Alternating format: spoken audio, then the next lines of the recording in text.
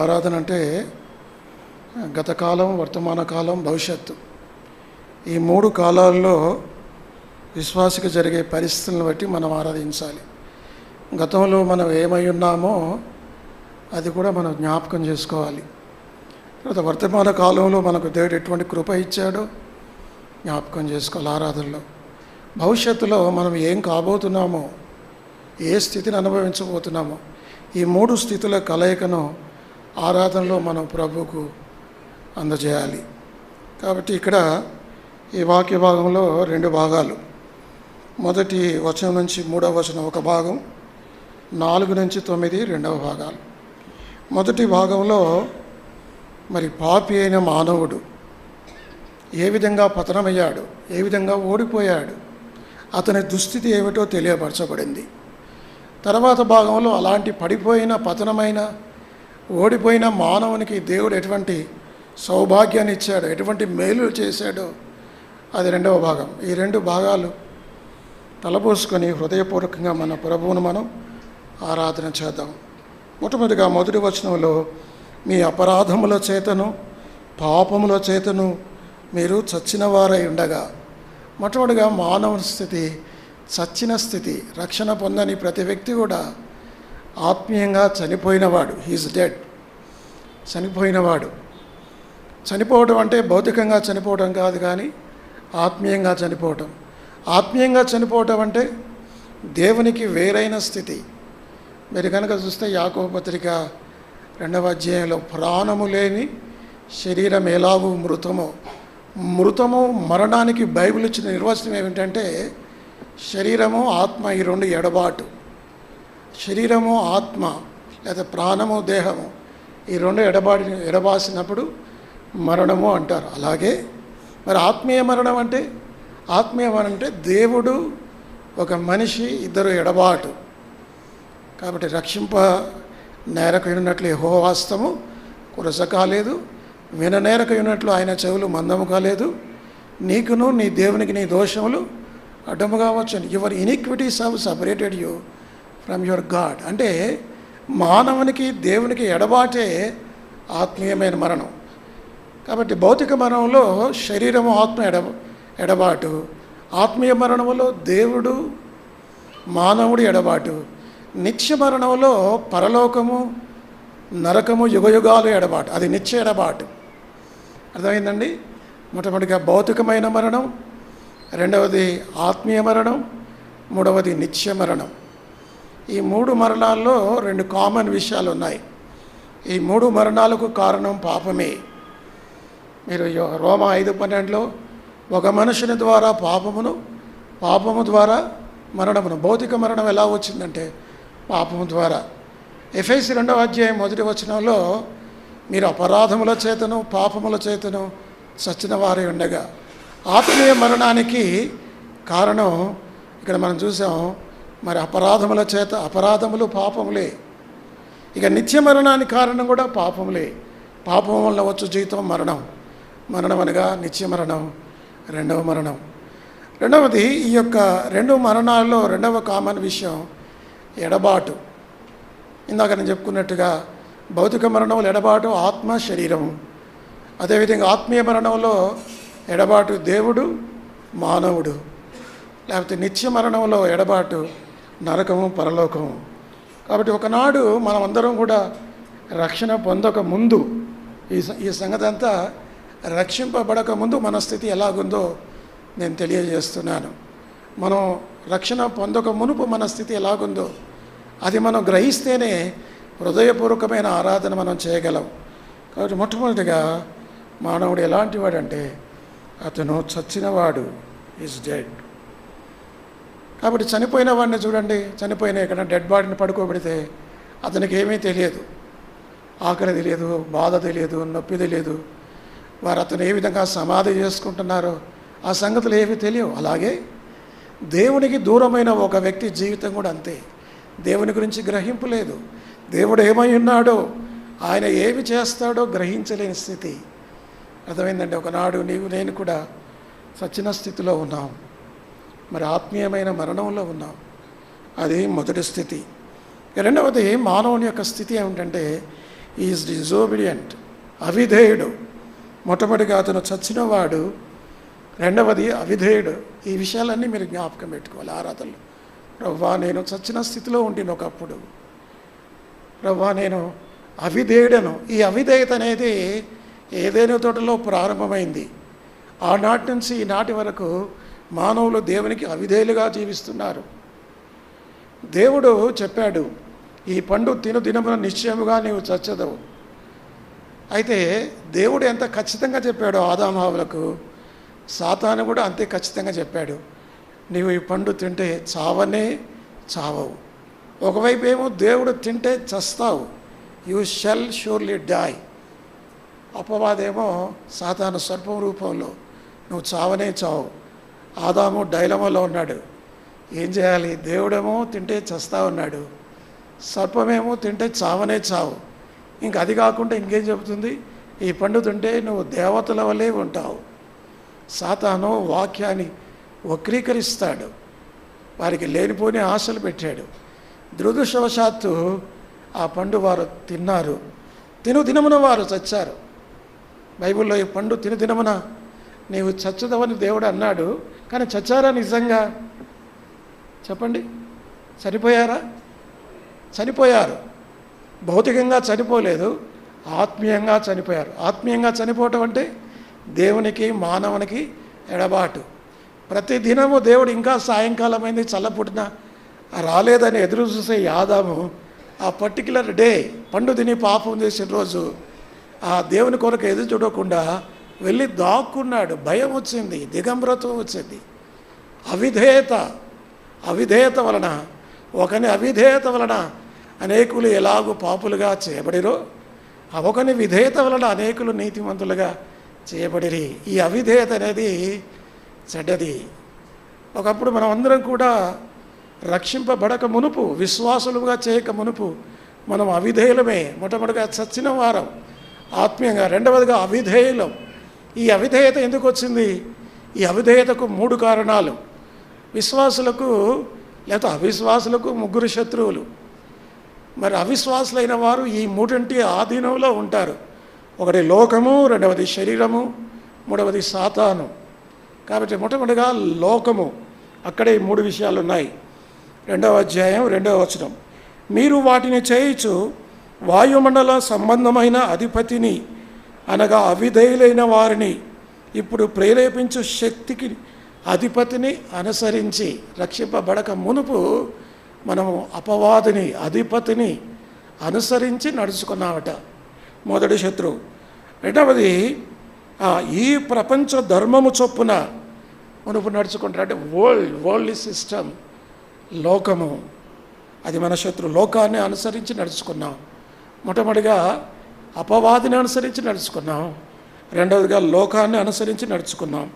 మూడవది కింది భాగంలో 3వ వచనంలో మన శరీరాశలను అనుసరించి మునుపు ప్రవర్తించు. కాబట్టి అపవాదిని అనుసరించాం, రెండవది లోకాన్ని అనుసరించాం, మూడవది శరీరాన్ని అనుసరించాం. లోకం అంటే బైబిల్లో 3 లోకాలు ఉన్నాయి. లోకం అనే మాటకు అర్థం బైబిల్లో 3 లోకాలు. ఒక లోకం ఏమిటంటే దేవుడు లోకమును ఎంతో ప్రేమించెను. దేవుడు లోకమును ఎంతో ప్రేమించనంటే గాడ్ సో లవ్. అంటే ఇక్కడ మట్టి కాదు, దేవుడు మట్టిని ప్రేమించాడా? లోకం అంటే ఇక్కడ ఏమిటి? మనుషులు. ఒక అర్థం లోకం అంటే మనుషులు.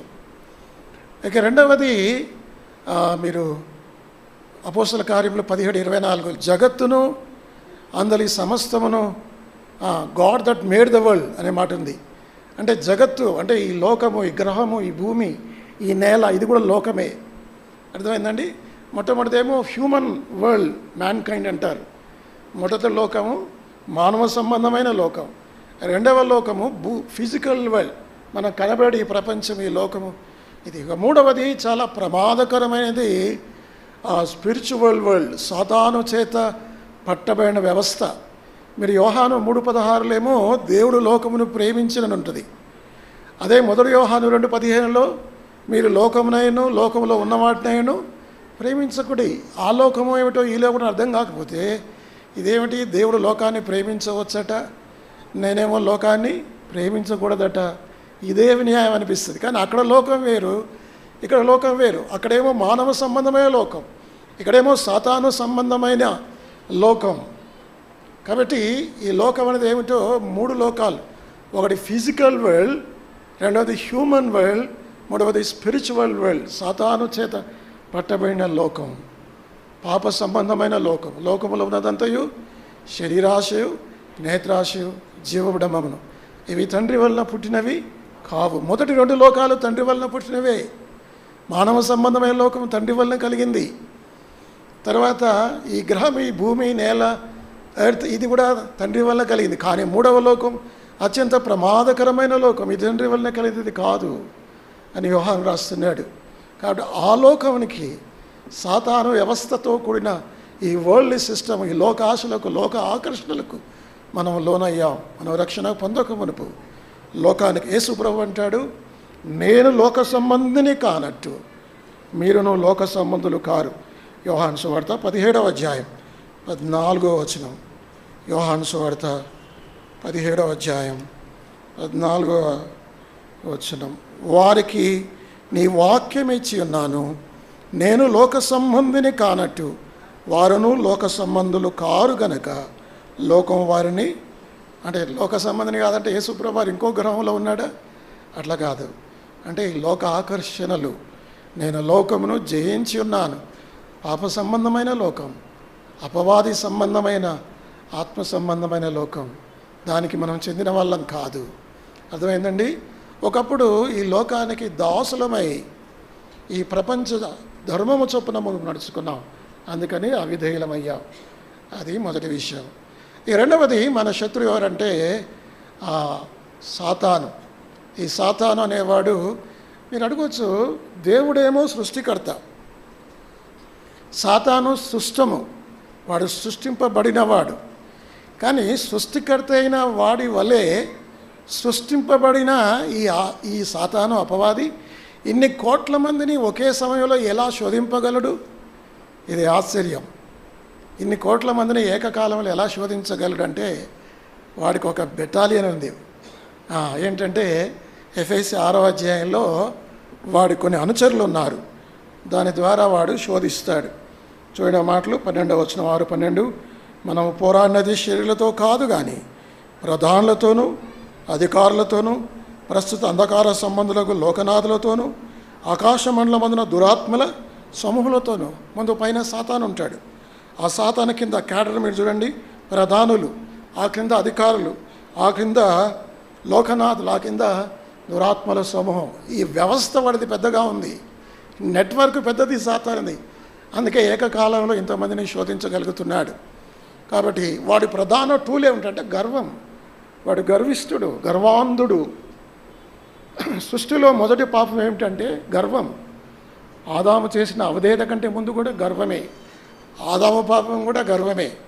మీరు యెషయా గ్రంథం 14వ అధ్యాయంలో ఉత్తర దిక్కున సభాపర్వతం మీద నన్ను నేను హెచ్చించుకుందును, కూర్చుందును అన్నాడు. ఐ విల్ అనే మాట ఇంగ్లీష్లో యెషయా గ్రంథం 14లో ఉన్నాయి. యేసుప్రభు అట్లా అన్నాడు. యేసుప్రభు ఎప్పుడు కూడా దై విల్ అంటాడు. యేసుప్రభు ఏమంటాడు? నీ చిత్తం అంటాడు. సాతాను నా చిత్తము, నేను అంటాడు. నేను అనేది సైతాను యొక్క లక్షణం. వాడు గర్విష్ఠుడు, వాడు మనల్ని కూడా గర్వపడేటట్లు చేస్తాడు. ఎవరైనా గర్వంగా ప్రవర్తిస్తున్నారంటే వారు సాతాను ఆధీనంలో ఉన్నారని అర్థం. అర్థమైందండి? కాబట్టి రెండవదిగా మనం అపవాదిని అనుసరించాం, అందుకే అవిధేయులయ్యాం. మొట్టమొదటిగా లోకాన్ని అనుసరించాం, రెండవదిగా అపవాదిని అనుసరించాం, మూడవదిగా మనం శరీరాన్ని అనుసరించి అవిధేయులమయ్యాం. శరీరం అంటే బాడీ కాదు, శరీరం అంటే ఇది కాదు. నా శరీరంలో ఏముంది? ఎముకలు, మాంసము, రక్తము. ఇవేమి చేయగలవు? ఇవేమి చేయలేవు. అంటే శరీరం అంటే ఏమిటంటే శరీర స్వభావము, ఫాలెన్ నేచర్, పడిపోయిన స్వభావం, పాపపు స్వభావం, ఆదాము నుంచి వచ్చిన స్వభావం, అది మనల్ని పాపం చేసేటట్టు చేసింది. మనం రక్షణ పొందక మునుపు పూర్తిగా పాప స్వభావంలో ఉన్నాం. రక్షింపబడిన తర్వాత మనలో ఒక నవీన స్వభావం వచ్చింది, కానీ ప్రాచీన స్వభావం పూర్తిగా పోలేదు. కాబట్టి ఈ శరీరాన్ని అనుసరించి ఆ మునుపు ప్రవర్తించితిమి. ఈ 3 శత్రువుల వల్ల మనం అవిధేయులమయ్యాం. రెండవదిగా మానవుని యొక్క దుస్థితి, రక్షణ పొందని ఒకని దుస్థితి, మన స్థితి కూడా ఒకప్పుడు ఇలాంటిదే. మన స్థితిని మనం జ్ఞాపకం చేసుకోవాలి. ఓ ప్రభువా, ఒకనాడు నేను చచ్చిన వాడను, ఒకనాడు నేను అవిధేయుడను, లోకము చేత, సాతాను చేత, ఆ శరీర ఆశల చేత పట్టబడి నీకు అవిధేయుడిగా మారాను. అది రెండవది. ఇక మూడవది, మానవుని యొక్క స్థితి ఎలాంటిదంటే ఎఫెసీ 2వ అధ్యాయం 3వ వచనం, వారితో కలిసి మనమందరమును శరీరం యొక్కయు మనసు యొక్కయు కోరికలను నెరవేర్చుకుంటూ, హీఈస్ డిప్రేవ్డ్, ఇష్టానుసారమైన జీవితం, మనసు యొక్క కోరికలు, శరీరం యొక్క కోరికలు, ఎట్లా పడితే అట్లా జీవిస్తారు కదండి. మీరు చూడండి, అవిశ్వాసులు, వాళ్ళ స్థితి, వాళ్ళు బూతులు మాట్లాడతారు, వాళ్ళకేమీ పాప భీతి ఉండదు, వాళ్ళు ఏది చేయాలనుకుంటే అది చేస్తారు. మనసు యొక్క కోరికలు, శరీరం యొక్క కోరికలు నెరవేర్చుకునే స్థితి, అది మూడవది. ఈ 3 చేయటం వల్ల నాలుగవది మానవుడికి ఏం కలిగిందంటే హీఈస్ డూమ్డ్. చూడండి 3వ వచనము చివరి భాగం, కడమవారి వల్లనే స్వభావ సిద్ధముగా దైవోగ్రతకు పాత్రులమై ఉంటిమి. ఒకనాడు మన స్థితి ఇంతే. ఎందుకు పాత్రులమయ్యా మనం? ఎందుకు పాత్రులం? దైవోగ్రత కంటే, దైవోగ్రత అనేది చిన్న మాట కాదు. దైవోగ్రత అంటే దేవుని యొక్క ఉగ్రత, నిత్య నరకము, నిత్య నాశనమే. యోహాను 3:36, యోహాను 3:36, కుమారుని యందు విశ్వాసముంచువాడే నిత్య జీవము గలవాడు, కుమారునికి విధేయుడు కానివాడు జీవము చూడడు కానీ దేవుని ఉగ్రత వాని మీద నిలిచియుండును. చూసారా, ఈజ్ డూమ్డ్. కాబట్టి 4 అంతలుగా మానవుడు చెడిపోయాడు. మీకు అర్థమైందా? మనం కూడా ఇలాంటిదే. మొట్టమొదటిగా చచ్చిన వారం. ప్రభా, నేను మరి ఆత్మీయంగా చనిపోయిన వాడను, నీకు దూరస్తుడను. ప్రభా, నా అపరాధముల చేత, పాపములే నా ఆత్మీయ మరణానికి, నా చావుకు కారణం. ఆత్మీయంగా చచ్చిన స్థితిలో ఉన్న నన్ను. రెండవదిగా ప్రభు, అవిధేయుడనై ఉన్నాను నేను. లోకము, శరీరము, సాతాన్లకు దాసుడినై, బానిసనై అవిధేయతగా జీవించాను. మూడవది ప్రభా, నా మనసు యొక్కయు శరీరం యొక్క కోరికలు నెరవేర్చుకున్నవాడను. ప్రభా, ఎంత చెడిపోయిన వాడను. తత్ఫలితంగా నీ ఉగ్రతకు నేను పాత్రునయ్యాను, దైవోగ్రతకు పాత్రను. ప్రభా, అలాంటి నన్ను నీవు నాకు ఏం చేశావు, ఏం మేలు చేశావు? ఆ 4 గంటలుగా పతనమైన మానవునికి దేవుడు 4 గంటలుగా మేలు చేశాడు. ఏమిటి ఆయన చేసిందంటే, మొట్టమొదటిగా ఈ లవ్డ్ us, ఆయన మనల్ని ప్రేమించాడు. చూడండి 4వ వచనం ప్రారంభంలో, ఆయనను దేవుడు, బట్ గాడ్, ఆ కంజంక్షన్ వర్డ్ గమనించారా? అంటే 4 స్థితిలో ఉన్నప్పటికీ సరే దేవుడు మళ్ళీ త్రోసివేయలే, దేవుడు మళ్ళీ శపించలే, దేవుడు మళ్ళీ నాశనం చేయలే, కానీ ఆయన మళ్ళీ ప్రేమించాడు.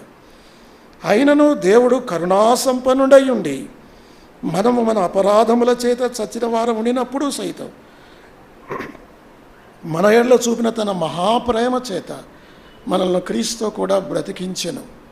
కృపచేత మీరు రక్షింపబడి ఉన్నారు. అర్థమైందండి? ఇక్కడ దేవునికున్న యాట్రిబ్యూట్స్, దేవునికున్న సుగుణాలు ఏమిటంటే పరిశుద్ధత, ప్రేమ, క్షమాపణ, ఇవన్నీ దేవుని సుగుణాలు. అయితే దేవుని యొక్క ప్రేమ మానవుల విషయానికి వస్తే అది కరుణ, కనికరము లేక కృపగా మారింది. ఆయన ప్రేమ మన విషయంలో కనికరము, కృపగా మారింది. కనికరము, కరుణ అంటే ఏమిటంటే, మనం దేనికైతే పాత్రులమో అది మనకి ఇవ్వలేదు. ఆయన కనికరంలో మనము దేనికైతే పాత్రులమో అది మనకి ఇవ్వలేదు. దేనికి మనం పాత్రులం చెప్పండి? చెప్పండి. దైవోగ్రతకు పాత్రలం, నిత్య నరకానికి, నాశనానికి పాత్రలం. అది మనకి ఇవ్వలేదు. దేన్ని బట్టి? ఆయన కరుణను బట్టి, ఆయన కనికరాన్ని బట్టి. మరి కృప అంటే ఏమిటి? కృప అంటే ఏమిటంటే, మనం దేనికైతే పాత్రము కామో అది మనకి ఇచ్చాడు. దేనికి మనం పాత్రలం కాబట్టి పరలోకంలో యుగయుగాలు ఆయన ఉన్న చోట ఆ మహిమలో కూర్చుంటే భాగ్యం నాకుందా? నేను మంటివాడను కదా. ఆ స్థితిలో నన్ను తీసుకుని వెళ్ళాడు దేవుడు. In his mercy he does not give us what we do deserve. In his grace, what he gives us what we do not deserve. మళ్ళీ చెప్తాను చూడండి. In his mercy he does not give us what we do deserve. In his mercy he gives us what we do not deserve. దేనికైతే మనం పాత్రలము కామో దాన్ని మనకి ఇచ్చాడు ఆయన కృపలో. దేనికైతే మనం పాత్రులమో ఆ నరకాన్ని మనకి ఇవ్వలేదు. ఆయన కనికరము, ఆయన కృప కదా. ఆయన కరుణా సంపన్నుడు, కృపా మహేశ్వరి మిగిలినవాడు. He is rich in mercy and grace. ఎంత సౌభాగ్యం ప్రభువా, 4 గంటలుగా పతనమయ్యే నన్ను నువ్వెంతగా ప్రేమించింది. మహాప్రేమ. ఏ ప్రేమ ఇది? మహాప్రేమ, గ్రేట్ లవ్. బైబిల్ అంతట్లో దేవుని ప్రేమ గురించి మీకు చెప్తాను. ఇర్మియా గ్రంథం 31:3 కదా. శాశ్వతమైన ప్రేమతో నన్ను ప్రేమించింది. శాశ్వతమైన ప్రేమ, దేవుని యొక్క ప్రేమ. ఆ పరమగీతం 5వ అధ్యాయంలో ఆయన ప్రేమ మరణమంత బలవంతమైన ప్రేమ. ఏ ప్రేమ? దేవుని ప్రేమ మరణమంత బలవంతమైన ప్రేమ. 3వది ఆయన ప్రేమ అగాధ సముద్రములు ఆర్పజాలని ప్రేమ. ఏ ప్రేమ ఇది? ఆర్పజాలని ప్రేమ. ఇక 4వది ఆయన ప్రేమ ఎలాంటిదంటే విడవని ప్రేమ. నిజమైన స్నేహితుడు విడవక ప్రేమించును. సామెతలు 17:17. విడవని ప్రేమ. యోహాను సువార్త 3వ అధ్యాయం 16వ వచనం. దేవుడు లోకమును ఎంతో ప్రేమించను. ఎంత ప్రేమించాలి? ఎంతని రాయాలి? యోహాను భక్తుడు ఒక పేపరు, పెన్ను, కలం తీసుకున్నాడు. దేవుని ప్రేమ ఇక రాద్దామని అనుకున్నాడు. కానీ ఏమని వర్ణించాలి? ఒక ఆయన అన్నాడు, మహాసముద్రాలన్నీ కలిపి నేను సిరాగా మార్చుకొని, లోకంలో వృక్షములన్నీ ఒక కాగితంగా నేను మార్చుకొని ఆయన ప్రేమ గురించి వర్ణించడం మొదలు పెడితే మహాసముద్రాలు అయిపోతాయి. తర్వాత ఈ యొక్క కాగితాలు, పేపర్లన్నీ అయిపోతాయి, చెట్లన్నీ ముగిసిపోతాయి, కానీ దేవుని ప్రేమ ఇంకా ఉంటుందన్నాడు. కాబట్టి ఆయన ఏం అడ్వర్బ్ పెట్టగలడు? సింపుల్గా ఏమన్నాడంటే గాడ్ సో లవ్డ్. ఎంతో ప్రేమ, ఎంతో ప్రేమ, ఎంతో ప్రేమ. అంత మాత్రమే కాదు, యోహాను సువార్త 11వ అధ్యాయం 1వ వచనం, ఆయన తన వారిని అంతవరకు ప్రేమించును. ఎంతవరకు ప్రేమించను? అంతవరకు ప్రేమించను. యోహాను సువార్త 15వ అధ్యాయం 13వ వచనం, తన స్నేహితుల కొరకు ప్రాణం పెట్టువాని కంటే ఎక్కువైన ప్రేమ, గ్రేటర్ లవ్, ఎక్కువైన ప్రేమ. ఎటువంటి ప్రేమ ఇది? అర్థమైందండి? రోమాపత్రిక 8వ అధ్యాయం 37వ వచనం, ఎడబాయని ప్రేమ. క్రీస్తు ప్రేమను నన్ను ఎడబాపువాడు ఎవడు? ఎడబాయని ప్రేమ. ఇక మనం చూస్తున్న ఎఫెసీ 2వ అధ్యాయం 6వ వచనం, 5వ వచనం, మహాప్రేమ. ప్రభువా, 4 గంటలుగా నేను పతనమయ్యాను ఆయన. నీ ప్రేమ ఎంతో గొప్పది. నీ మహాప్రేమ చేత, నీ ప్రేమ నా విషయానికి, అది నీ ప్రేమను బట్టి, నీ కనికరాన్ని బట్టి, నీ కృపను బట్టి నీకు వందనాలు, నువ్వు నన్ను రక్షించుకున్నావని చెప్పి ఉదయకాలంలో మనం ఆయన ఆరాధించాలి. అది మొదటిది. ఇక రెండవది, ఆయన మన కొరకు ఏం చేశాడంటే not only he loved us, he quickened us. ఆయన మళ్ళా బ్రతికించాడట. చూడండి ఆ మాటలు. ఎఫెసీ 2వ అధ్యాయం 1వ వచనం, మీ అపరాధముల చేతను పాపముల చేతను మీరు చచ్చిన వారై ఉండగా ఆయన మిమ్మును క్రీస్తుతో కూడా, బైబిల్లో సింపుల్గా ఇలా లేదు, అపరాధముల చేత పాపముల చేత చచ్చిన వారై ఉండగా ఆయన క్రీస్తు, ఆయన మిమ్మును బ్రతికించడం లేదు. ఏముంది? ఆయన మిమ్మును క్రీస్తుతో కూడా, అంటే మనలో బ్రతికించడానికి యేసుక్రీస్తు ప్రభువారు ప్రాణం పెట్టాల్సి వచ్చింది. ఇప్పుడు ఉదాహరణకి బైబిల్లో యేసు ప్రభువారు 3 బ్రతికించాడు. లూకా సువార్త 7వ అధ్యాయంలో విధవరాలు కుమారుడిని బ్రతికించాడు. చిన్నవాడ లెమ్మన చెప్పగా చిన్నవాడు లేచి కూర్చుండి మాటలాడసాగాను. అది 7వ అధ్యాయం. లూకా 8వ అధ్యాయంలో నాయన గ్రామంలో విధవరాలు కుమారుడు 7వ అధ్యాయం. యాయిరు కుమార్తె తలితాకుమి అనగా ఆ చిన్నది లేచి కూర్చుంది. ఇది 2వది. ఇక 3వది, లాజరు చనిపోయిన 4 దినాల తర్వాత లాజరు బయటికి రమ్మని బిగ్గరగా చెప్పగా లాజరు ఉన్న బలంగా బయటకు వచ్చాడు. చూడండి, ఈ 3 భౌతికమైన పునరుత్థానంలో 3 యేసుప్రభు వారి మాట చాలు వారిని బ్రతికించడానికి. ఈ 3 కేవలం మాట ఉపయోగించి బ్రతికించాడు. కానీ ఎవరిని? భౌతికంగా చనిపోయిన వారిని. కానీ ఆత్మీయంగా చనిపోయిన నన్ను, అపరాధముల చేత పాపముల చేత చచ్చిపోయిన నన్ను నిన్ను బ్రతికించడానికి మాట కాదు కదా, ఆయన తన ప్రాణమును పెట్టాడు, ఆయన తన రక్తాన్ని చిందించాడు. ఇప్పుడు మీరు చెప్పండి, లాజరును లేపింది గొప్ప సంగత? నిన్ను నన్ను బ్రతికించింది గొప్ప సంగత, మనల్ని బ్రతికించింది గొప్ప సంగతి. అక్కడ మాట మాత్రం చాలు. ఇక్కడైతే ఆత్మీయంగా చనిపోయి అపరాధముల చేత పాపముల చేత చచ్చిన మనల్ని బ్రతికించడానికి యేసు ప్రభువారు మరణించి సమాధి చేయబడి తిరిగి లేచి ఆయనతో పాటు మనల్ని లేపాడు. ఎంత సౌభాగ్యం. రెండవది, ఆయన మనలా బ్రతికించాడు. ప్రభువా నీకు వందనాలు నాయన, 4 గంటలుగా నేను చెడిపోయాను, నీవు నన్ను ప్రేమించావు, నీవు నన్ను కరుణ చూపించావు, నీ కరుణలో కనికరంలో నేను దేనికైతే పాత్రను కాదో అది ఇవ్వలేదు, నీ కృపలో నేను దేనికైతే పాత్రనో అది నాకు ఇచ్చావు పరలోకాన్ని. నీకు వందనాలు. నీవు నన్ను ప్రేమించలేవు కాదు ప్రభువా, నీవు నన్ను బ్రతికించావు. నన్ను బ్రతికించట కొరకు నీ ప్రాణాన్ని ధారపోసావు, నీ రక్తాన్ని చిందియావు, అనేక శ్రమలు నా పక్షంగా అనుభవించావు. దేవా నీకు వందనాలు. ఇలాంటి మాటలు చెబుతున్నప్పుడు మన హృదయంలో ఎంత బాధ, ఎంత వేదన, కన్నీళ్ళు, దుఃఖం. యేసు ప్రభు నీ కోసం ఏం చేశాడు, అది రెండవది. ఇక మూడవది ఏంటంటే, హీ ఎగ్జాల్టెడ్ అస్, ఆయన మనల్ని హెచ్చించాడట. చూడండి ఆ మాటలు 6-7 వచనాలు చదువుతా. క్రీస్తు యేసునందు ఆయన మనకు చేసిన ఉపకారము ద్వారా అత్యధికమైన తన కృపా మహిదేశ్వర్యమును రాబో యుగముల్లో కనబరుచు నిమిత్తము క్రీస్తు యేసునందు మనలో ఆయనతో కూడా లేపి పరలోకమందు ఆయనతో కూడా కూర్చుండబెట్టెను. అయిపోయింది, ఫినిష్డ్. పాస్ట్ టెన్స్లో ఉంది కదా మాట. ఆయన కూర్చుండబెట్టాడు ఇప్పటికే. అంటే ఇప్పటికే మన సీట్ రిజర్వ్డ్ అయింది, మనం వెళ్ళి అక్కడ కూర్చోవడమే. అర్థమైందా? నేను మంచివాడను, నేను చచ్చినవాడను, నేను అవిధేయుడను, నా ఇష్టానుసారంగా కోరికలు తీర్చుకున్నవాడను, దేవుని ఉగ్రతకు పాత్రను. అలాంటి నన్నట దేవుడు ఆయనను ప్రేమించి నన్ను బ్రతికించి ఆయన ఉన్న స్థలములో ఆయనతో పాటు కూర్చుండబెట్టాడు.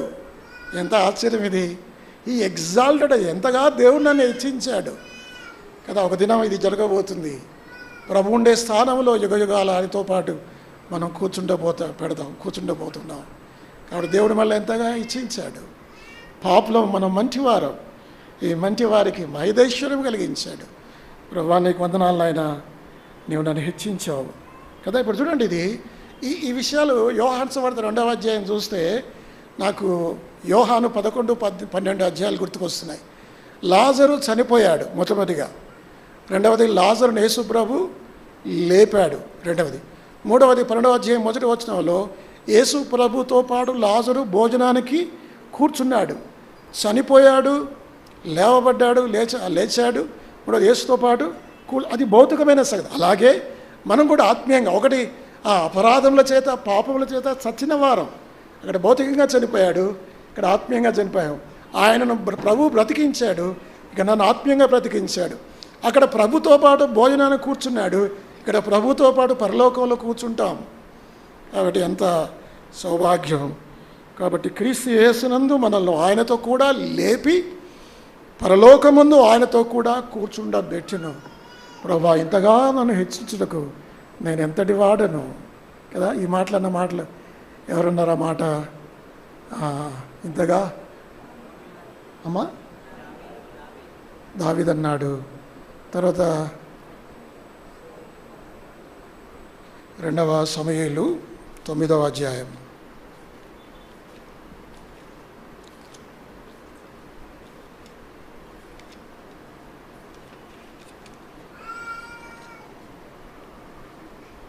మెఫీబోషెతు చచ్చిన కుక్క వంటి వాడు. 8వ వచనం, అతడు నమస్కరించి చచ్చిన కుక్క వంటి వాడనైన నాయడల నీవు దయచూపుటకు నీ దాసుడగునకు నేను ఎంతటి వాడను. ఎటువంటి ఆరాధన ఇది, ఎటువంటి మాటలు ఇవి. ప్రభా నేను ఎంతటి వాడను, చచ్చిన కుక్కడి వంటి వాడైన నాయడల నువ్వు ఎంత దయ చూపించావయ్యా, ఎంత ప్రేమించావు, ఎంత కరుణ చూపించావు, ఎంత కృప చూపించావు, ఎలాగ బ్రతికించావు, ఎలాగ నన్ను హెచ్చించావు ప్రభా, నీకు వందనాలు. అర్థమైందండి. రెండవది, మూడవది, అది 4 విధాలుగా చెడిపోయాం, 4 గంటలుగా మేలు చేశాడు. ఒకటి ఏం చేశాడు, ఆయన ప్రేమించాడు. ఆ ప్రేమలో ఏముంది, కరుణ, కనికరం.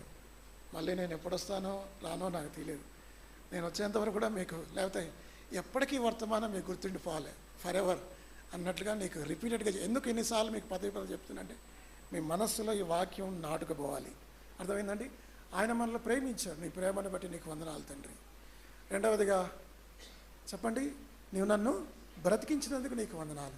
మూడవదిగా నన్ను హెచ్చించినందుకు. ప్రభా నువ్వు వస్తావు, నన్ను తీసుకొని వెళ్తావు.